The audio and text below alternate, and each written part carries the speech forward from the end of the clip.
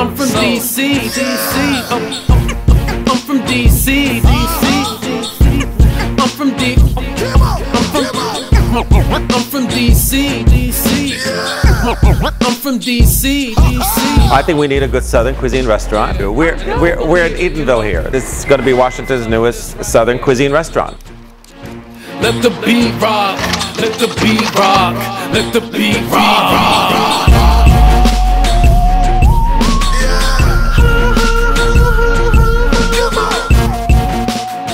Southern fried chicken, meatloaf, and definitely pork chops. Redfish courgouillon. Smoked beef tenderloin with a blueberry barbecue sauce. Stuffed hush puppies with rock shrimp leek fondue. Sweet potato casserole. Dire scallop. Brussels sprout gratin. Barbecued rack of lamb with a pecan crust. A nice little rabbit salad. Then you build up your spices, your salts, your peppers, your cayennes, things that are going to make that Mardi Gras in your mouth sort of feel, you know. How do you ensure that when you're not in that kitchen, that whoever's doing the food is going to be representing you?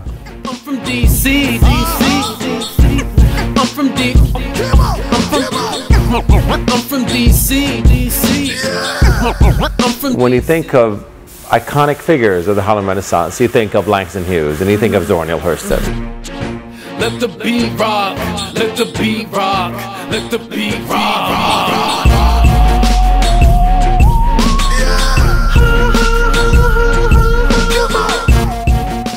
Southern cooking, as simple as it seems, is really very difficult because the one most difficult thing the chefs cannot do sometimes is keep it simple.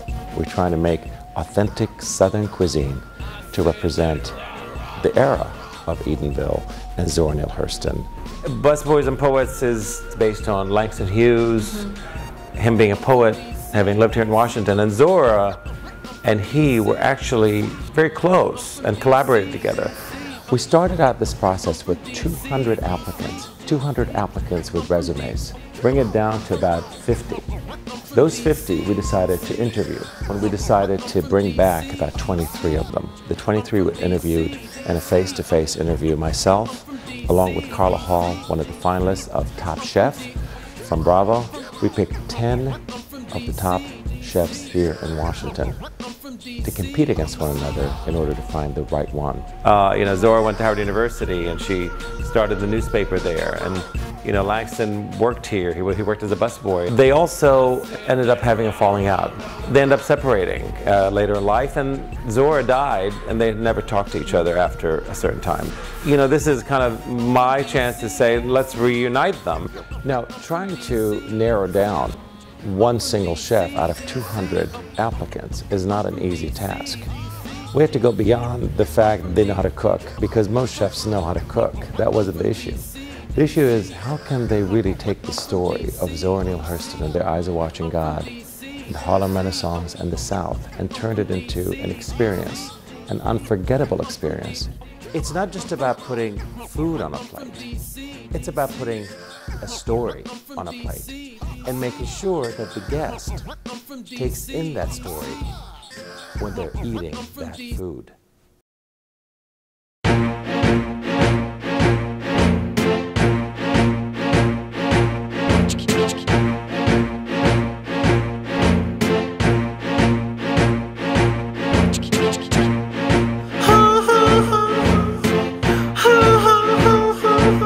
So, everywhere I go, Joe, families be like, where you from? You know, whether it be New York or the UK. And I be like, I'm from DC, DC. I'm from DC, DC. I'm from D.